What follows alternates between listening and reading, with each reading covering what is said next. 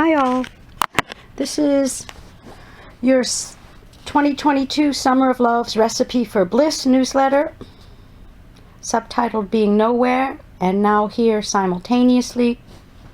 The quote that starts the newsletter is from multiple sources, and that is, quote, "There is no place like home," unquote.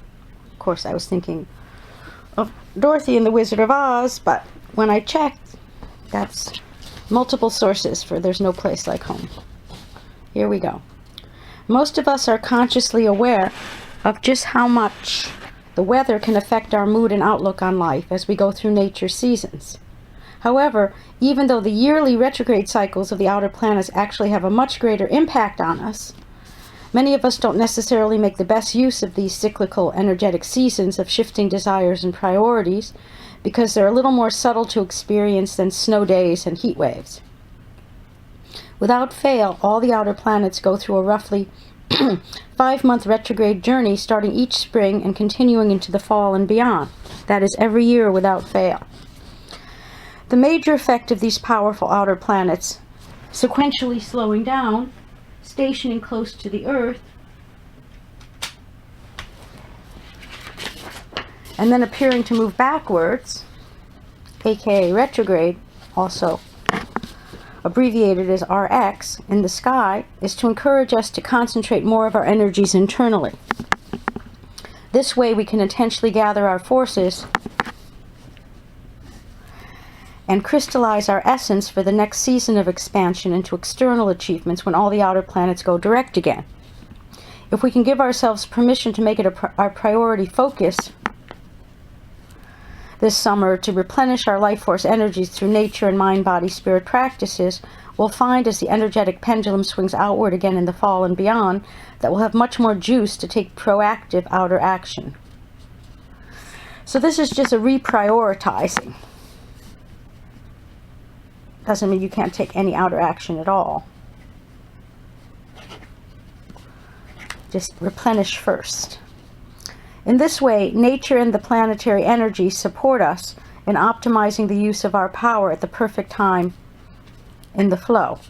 If, however, we choose to ignore these subtle signals for necessary R&R, we'll find ourselves again and again spinning our wheels and exhausting ourselves by tapping into our reserves as we push against the river of life when it's really not our move. The deeper within we go now, then the further outwards into 3D will we be able to focus our co-creative energies later. And if we're truly diligent this summer in storing up our vital chi, we just may find that we'll be able to cut through the density of the physical plane much more quickly, at times almost instantaneously, as we manifest our desires more effortlessly as co-creators. This is because we'll be operating at a higher frequency from consciously opening and aligning with the energies of the quickening. And there's a link to that. To optimize this download process, the essential factor is the fully embodied grounding of this ever-accelerating vibration through nature and/or standing Qigong. This has been my daily practice since the early 90s. Well, water method standing Qigong. I used to do fire method in the 80s. When one of my Taoist teachers, after viscerally experiencing the high energy frequency my body downloads when in trance, said, quote, "I'm surprised you're not dead, but you will be by age 50 if you don't start doing standing Qigong daily," unquote. He was so surprised that I hadn't already fried my nervous system and psychic circuitry and becomes destabilized from running such hot wire energies that, needless to say, I took his advice seriously to heart immediately. And now here I am, fully embodied, celebrating 50 years as a trance channel along with my 69th birthday on September 29th. Yay! For more, there's a link to Taoist Practices MP3, so you can start doing your standing Qigong in nature, preferably, ASAP. We can still feel the planetary energies affecting us, whether we get a reading or understand astrology or not, even if we can't quite put our finger on why we feel as we do. And right now, there's a slowly building, relentless pull to rest, replenish, and reconnect with the infinite resources of all that is, from the divine, the Tao, and nature, as our primary conduit for feeding and nurturing ourselves. Can you feel it? Feel that pull? to go within and replenish. Adding greatly to this year's accelerating inner momentum are the long-standing effects of the last 2 years of quarantine and the changes it has wrought. For all the time we spent isolated at home, away from the distractions of workplace travel or much social interaction, have literally forced us to go more deeply into solitude and aloneness than ever before, and with a very positive outcome for many of us. For those of us who are predisposed to accelerate their evolution, this period may have been the most spiritually fruitful in this incarnation to date. For if we used it wisely, by structuring our days with more time for mindful contemplation rather than mindless diversions, it was as if we created an at-home, customized spiritual retreat. During my personal reading of coming attractions for 2021, my channels informed me that 2020 allowed me the longest uninterrupted period in this life to date for a primarily inward focus without hardly any external distractions except doing readings by phone. And that this time of enforced withdrawal from others actually accelerated my evolution in the probabilities by 20 years. What a pleasant surprise. This year I'm still coasting on this new higher plateau of being, and it is truly blissful. I've also heard from many of you about how impactful this quarantine-induced inner focus has been in reaping a huge bounty of ongoing soul growth and karmic healing. So that now, with this particular retrograde season, we have the opportunity to swing the energetic pendulum that much further within than ever before. And after this, we just may find that our inclinations for taking so many busy-making, distracting actions may actually fall away. Except for the most important ones, of course. Those which are aligned with the main track of our soul assignment in the flow, rather than merely redundant karmic scenic side trips anymore, unless you're in your 20s, that is. At this point, I feel called to share my favorite Taoist quote on Wu Wei, which is the action of non-action, and there's a link to that from Alan Watts. Quote, "When a cat falls out of a tree, it lets go of itself, becomes completely relaxed, and lands lightly on the ground. If the cat made up its mind that it didn't want to fall, it would become tense and rigid and would just be a bag of broken bones upon landing. In the same way, it is the philosophy of the Tao that we are all falling." That's my favorite line. We are all falling out of a tree at every moment of our lives. As a matter of fact, the moment we were born, we were kicked off a precipice and we are falling, and there's nothing we can do to stop it. So instead of living in a state of constant tension and clinging to all sorts of things that are actually falling with us, because the whole world is impermanent, be like a cat, don't resist it. Here's the astrology. Kicking off this retrograde season with a powerful feeling of dissolution of the little self in the void, transformational Pluto station retrograde at almost 29 degrees, the penultimate degree. Or is that the ultimate degree? Yes. It goes from into Aquarius after that. Of structure ruling Capricorn on April 29th. So it's just passed last month. These take no prisoners energies support the pruning of habitual karmic ruts of identity on the ego personality little self level, which no longer serve us going forward. And this transit can be quite the FGO, effing growth opportunity, if it's happening on a personal planet or angle in our charts. And there's a link for astrology readings here. Once we let go of old attachments that truly no longer define who we're becoming, we get to experience a new sense of inner spaciousness in a more timeless, soul-centered way. And as this Pluto's last retrograde in our lifetimes in Capricorn, it is packing quite the wallop for most of us. This is especially exacerbated with the transiting south node of our karmic past in Plutonian Scorpio, stirring up deep-rooted past life memories of old ways of being that we may still be holding on to as a defense of the little self against the void. The final degrees of a Pluto transit in any sign are about as intense as it gets, personally and on the planet. So before the move into Aquarius in March 2023, Pluto will be, quote-unquote, encouraging us to dig deeper into our psyches, to root out those parts of our personality that still arise as outgrown obsessive desires. We have until October 8th for this inner excavation process.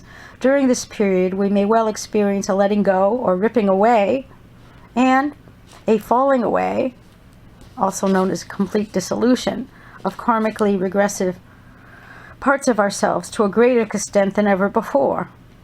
The total lunar eclipse, which is a full moon eclipse in Scorpio, which happened on May 16th, just passed, is still mightily reverberating, and it's pumping up these Plutonian energies to the max. It's setting the tone for the next 6 months and beyond with a decisive theme of culminating endings, of people, places, things, circumstances, and parts of our ego identity. If what is falling away this year no longer supports the next level of evolution, but has become karmic baggage, which is only dragging us down, rest assured that this final year of Pluto in Capricorn, which commenced on December 2008, so 14 years ago, will clear the path forward one way or another. And there's a link for my article on owning our inner Pluto before it eats us for lunch.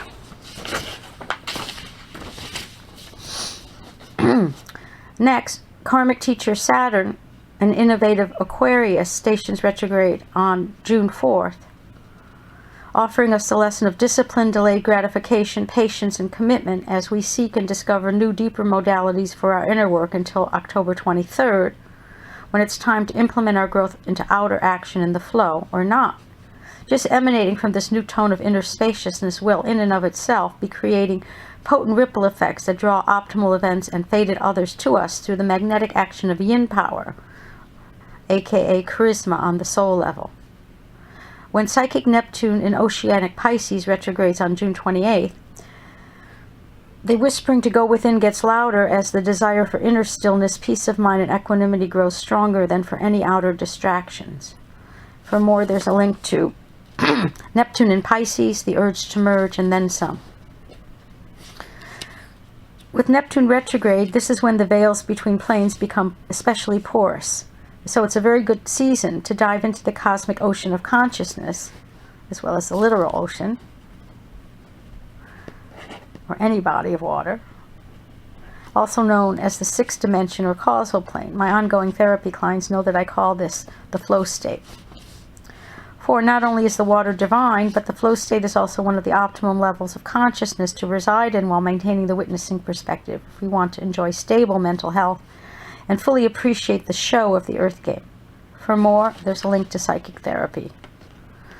On July 15th, wounded healer asteroid Chiron stations retrograde in proactive Aries, inspiring us to own our inner wounds and stop projecting what's wrong outward into the world.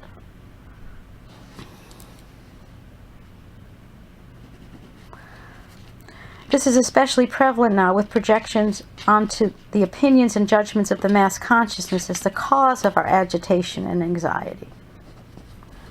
And while mass consciousness attitudes have exploded in popularity since the advent of the pablum of social media, it is evident that this dumbing down of the already lowest common denominator of the mass consciousness is dumbing it down more than ever before. It behooves us not to get hooked into these devolving views, which can only leave us with a chronic case of quote-unquote if-onlys. What a waste of our precious time. Then, on July 28th, expansive Jupiter stations retrograde in Warrior Aries until November 23rd, rousing us to take actions to unhook more and more of the busyness and distractions of outworn personal, professional, and family obligations to procure more time, energy, and resources to play in life as our greatest co-creation. Eliminate the extraneous. And last but certainly not least, trickster of awakening Uranus stations retrograde at 19 degrees of stubborn Taurus on August 24th and will not station direct until January 22nd, 2023. But before the retrograde comes the most important transit of the summer. See, I've hidden the headline into the middle of the newsletter. The most important transit of the summer if not one of the most significant of the year. On July 31st, freedom-loving Uranus conjuncts the North Node of Destiny with action-oriented Mars in exceptionally close attendance. This conjunction has not occurred since 2007, and it will be inspiring us to genuinely embrace our soul assignment, heal our karma, and claim our destiny from an empowered place in the driver's seat of our journey in this life. Uranus has been in Taurus since May 15, 2018, and will continue through the sign until April 27, 2026. 4 more years. So we're at the midpoint. It is awakening us to reevaluate and refine what truly gives meaning and value to our lives beyond the mundane levels of safety, security, and comfort. With this catalytic conjunction, we may be called or pushed through shocking events to take action from a new soul-centered criterion based on a higher perspective of life's purpose. For more, there's a link to my Uranus and Taurus newsletter, All Your Stagnant Comfort Zones Are Going, Gone. And there's a link for more on the nodes in Taurus and Scorpio, which is my newsletter, The Delight of Living Dangerously, Beyond the Beyond. In closing, for those of us who live on the borderline between planes of consciousness and who primarily identify as a multidimensional light being having a human incarnation, daily spiritual and energy practice are essential, especially for grounding and full embodiment, and not just during the summer months. The only way out into other dimensions is through the body and being fully present in it. Quote by Abraham Maslow, "The ability to be in the present moment is a major component of mental wellness." Unquote. This allows us to be mindfully present in the eternal now or spacious present without distraction, so that all illusions of linear space and time naturally fall away. Then we get to experience being in all dimensions simultaneously, as the only thing actually separating them is the frequency one is vibrating at. Then there is truly nowhere else to go, and the wisdom of no escape becomes crystal clear. This summer, if we choose to drop all non-essential ego baggage with the help of all the retrograde outer planets, we can come to know with our full heart mind these key concepts unequivocally. 1. Everything is always happening perfectly in the divine plan, including chaos, especially with Uranus retrograde. 2. All structures, internal and external, so that means ego structures too, need to cyclically break down and fall apart before there can be a transformational rebirth from the ashes, especially now with Pluto retrograde, the final degree of Capricorn. 3. Inner stability can only be cultivated and maintained through some form of daily mind-body energy practices, especially with Neptune retrograde. 4. Setting an inner tone of equanimity in the flow affects our personal reality and beyond with the ripple effect, especially with Saturn, Chiron, and Jupiter retrograde.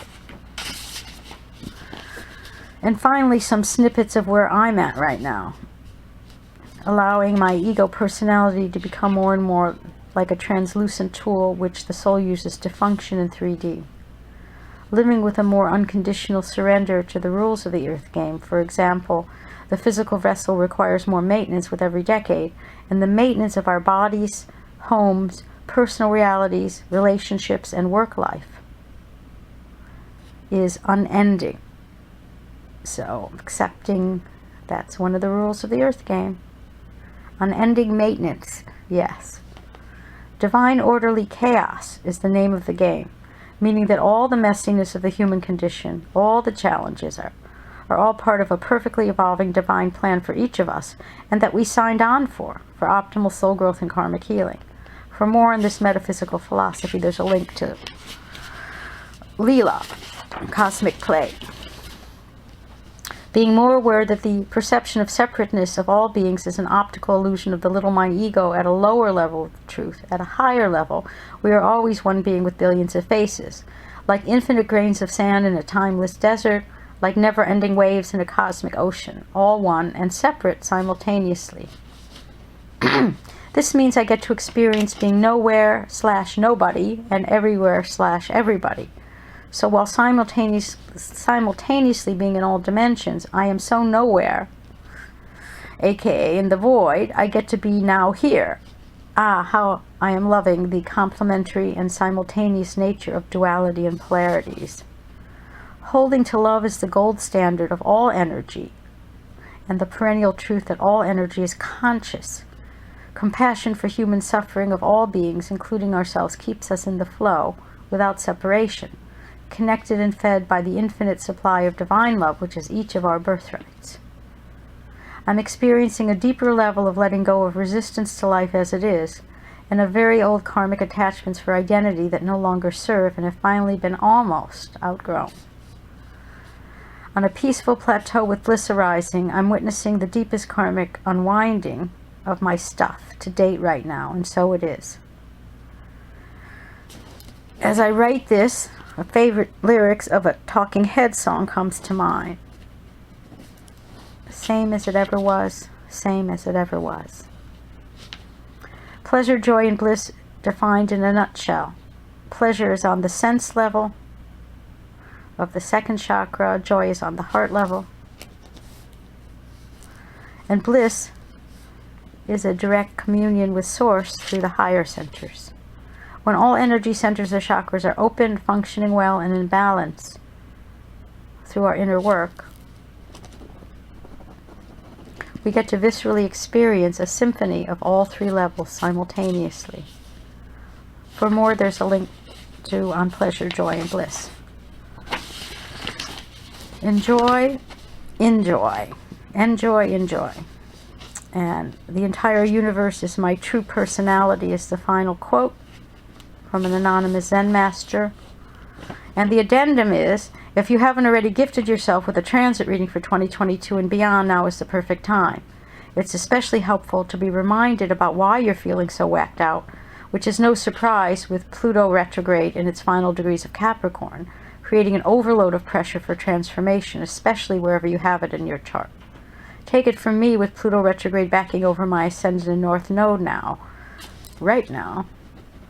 Knowing that this is why I'm feeling more whacked out than usual is certainly helping me